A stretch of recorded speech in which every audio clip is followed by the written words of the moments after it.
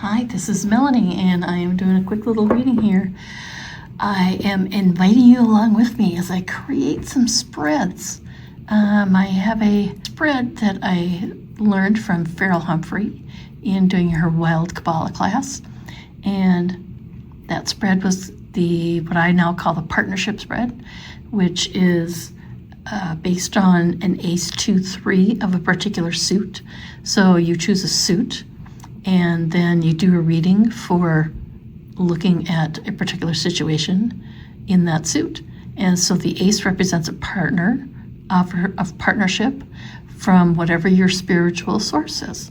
So whether it be God, whether it be ancestors, whatever you consider your spiritual source, the collective unconscious, whatever. So it's card 1. Card 2 is what you bring to the partnership. And card 3 is then what you create together. And so we had been playing with that reading for quite some time. And then I suddenly thought, what if I did a reading starting with the 3? And so that's what I did with my last reading, is I did a 4-card spread with 3 cards, starting with the 3 cards. So this is something that you have created. And then the 4 card I put here is a card of stability or foundation. So it is what you build upon. So when you make a creation, this is how you build up that creation. And card 5 is 5. I always think of a number as when conflict is introduced, a complication comes into play. So 5, that's what 5 is in this situation, is a complication that arises in your creation. And card 6 is what I call is a card of harmony. And that is how you harmonize your creation with the idea of building your foundation and building up the creation for the future and dealing with complications. And harmony is how you do that. And so now I want to start with the harmony card, and I don't even know if I'm going to do 3 cards or 4, because I'm not sure if I'm going to do 6, 7, 8 or 6, 7, 8, 9. That's interesting. I think I might only do 3. So we're going to start with, and let's choose a suit. The suit, okay, that's because I didn't shuffle. I gotta shuffle. That was my, the tower was what the last reading was about. So let's do a little shuffle. And so this reading is going to be about coins. So this is about coins, about material things, about the body, life. All right, so our number 6 card. So this represents the harmony that we wish to gain in something, in a physical project we're working on. So if this represents harmony, and what it represents harmony of is going to be the topic of our reading, which was that Queen's card. So this will be harmony in our, we're going to say harmony in our material life, in wealth even. And here we have Knight of Cups. And so that's harmony. And then card 7.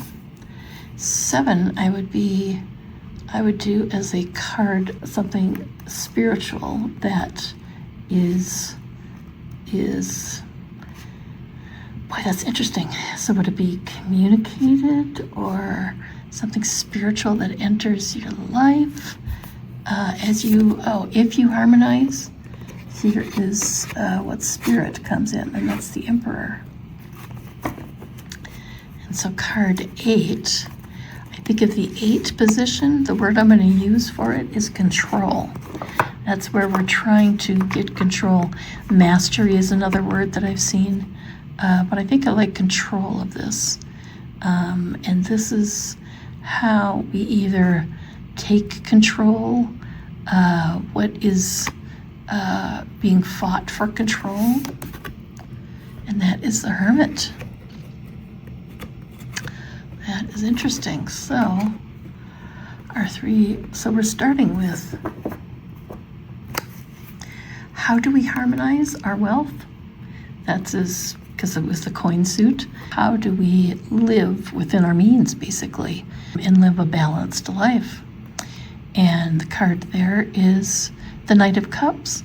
And especially in this deck, I mentioned it in my last reading, I've come to see the knights of this suit as almost a partnership between the horse and the rider. And so it's a team effort in this search for emotional fulfillment. And so the way that we harmonize our search for wealth is to make sure that we are always on track for emotional well-being as well. That part of what makes the way we live from day to day is in maintaining our relationships, our emotional health with other people, and that making sure that that's always a goal, that's something that we strive for. And the way to do that, the way to harmonize that, is going to be through, this is how spirit can help us. There we go. That's how that reading. See, I just got to get talking and then I can figure it out. So the way that we accomplish that is by getting spirit. This is the spiritual help that we can get. And it is the Emperor. But I really see this as somebody that can help you, someone who really knows the situation, really knows what the personal material situation that you're trying to harmonize is all about. And I really see that this is the perfect opportunity to get help in that way, because they can help you become established. They're a very established person, and they're going to help you as well. And it's interesting that the spiritual guidance you can get is going to be, that is interesting, because it's help you're going to get, but this is spirit.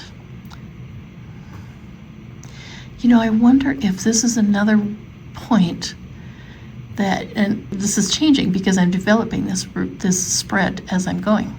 So I'm wondering if this is, because remember when I talked about the partnership spread, the ace was where spirit made an offer of partnership, and that's where spirit got involved.